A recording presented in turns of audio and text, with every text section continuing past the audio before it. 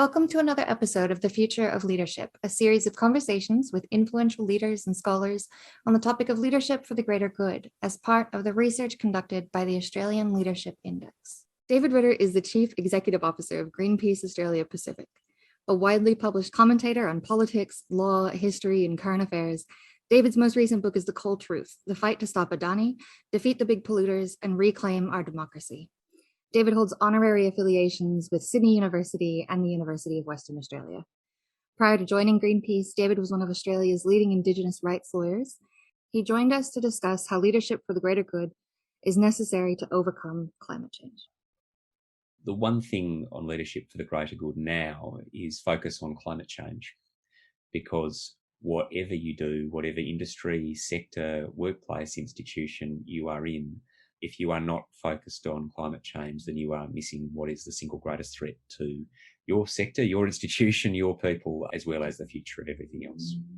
What is the biggest thing that your institution can do in this extraordinary climate crisis that we are in? Because we can't get change at the speed that we need acting at individual level. We can only get it by acting at an institutional level. So the decisive factor really in whether we do get through this climate crisis in some sort of shape is going to be the role of institutions, and that's where leadership comes in.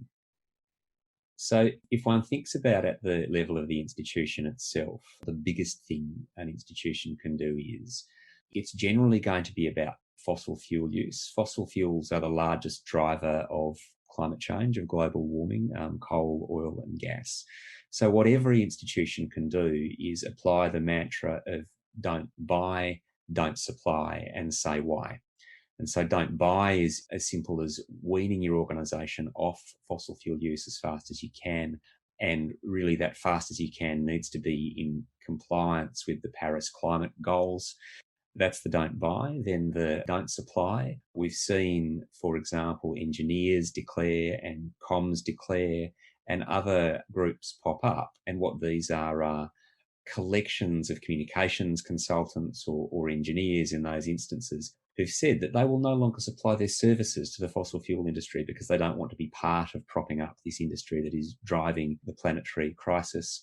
And then say why. It's really, really important that we talk about why we are no longer using fossil fuels and why we are no longer comfortable about supplying our services to the fossil fuel industry. And to do that, not out of animosity or out of hatred, but just out of a very sober reckoning that we need to make very rapid changes across all of our society, economy, community to give us a chance of staying within a safe or safer climate.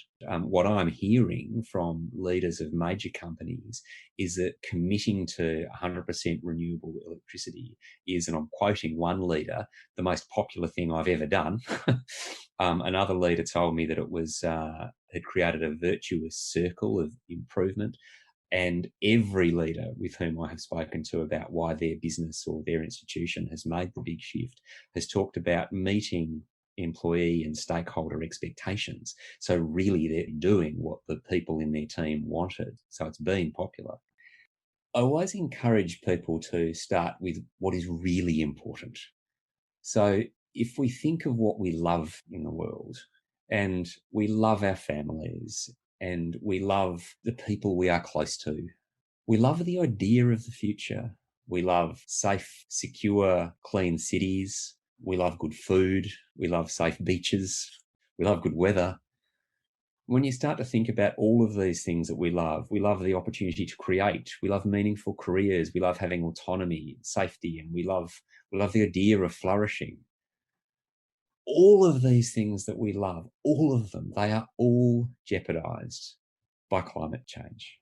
So the why we need to make the change stems from that paramount threat that climate change is to everything we love about our lives and about life on Earth. And so we then start from that everything we love and we think about the time that we have.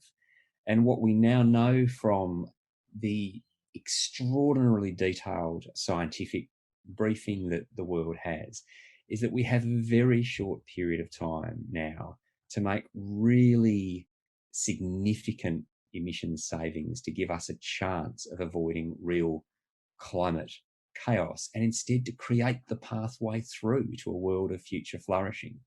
So to be really specific about that, a country like Australia needs to have no coal-burning power stations anymore by 2030 or sooner, ideally. Now, the great thing is that we know from multiple studies that the technical pathways exist to get us there. We can absolutely do this, but we do have to do it. And the really fantastic thing about this is that we do know the causes of the crisis, and we have the solutions to the crisis. We have all of the technical and policy solutions that we need to have to sort it out.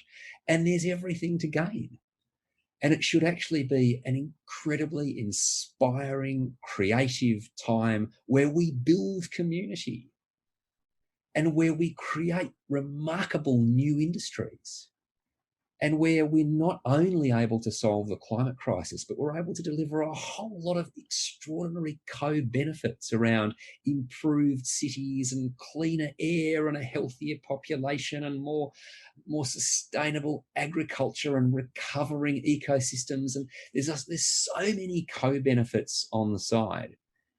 So I would say always that we have to be just totally clear-eyed about the scale of the danger that we face and about the truth that so much destruction has already been done. We can't undo the fires, we can't undo the bleaching of the Great Barrier Reef, but what we can do together is forge a path through the circumstances we now find ourselves in to a world of future flourishing, and that we know how to do it, so we just need to get on with it together.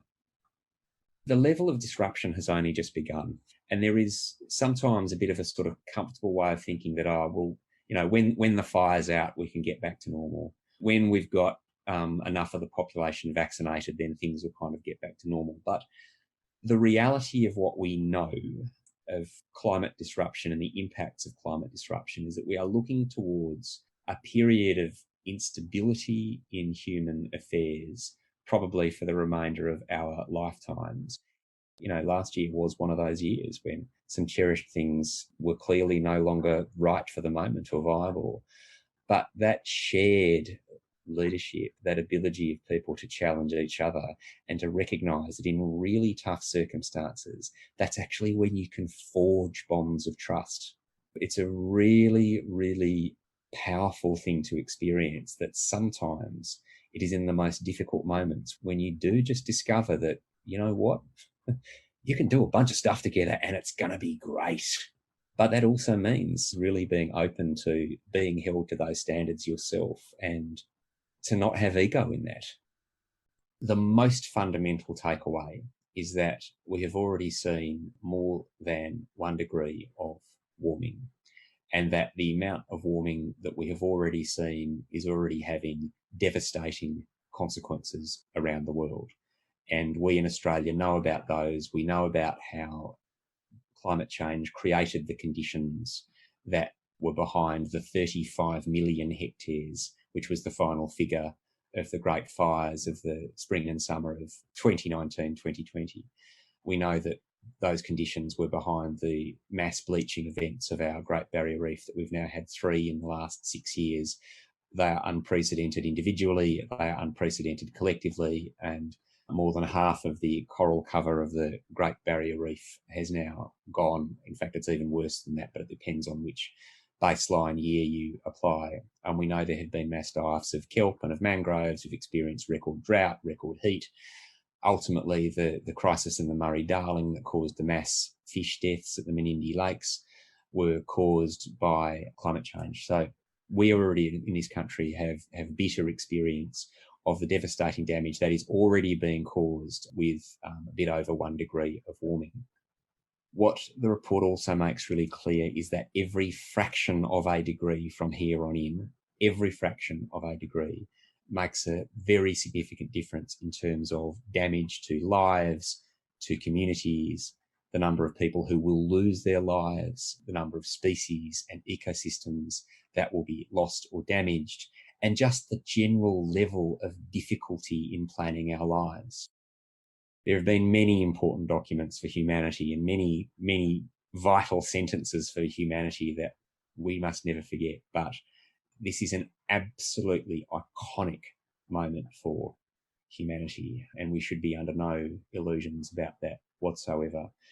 But then we should also look around us and see the nation states that are now starting to get serious about this, that are committing to 50% emissions reductions by 2030. The cities that are declaring, the businesses that are committing, the individuals who are dedicating their lives. And so, it's just a great time to get involved. So if you want one resolution, let that resolution be, I will get involved, and I will get involved in the biggest way that I can.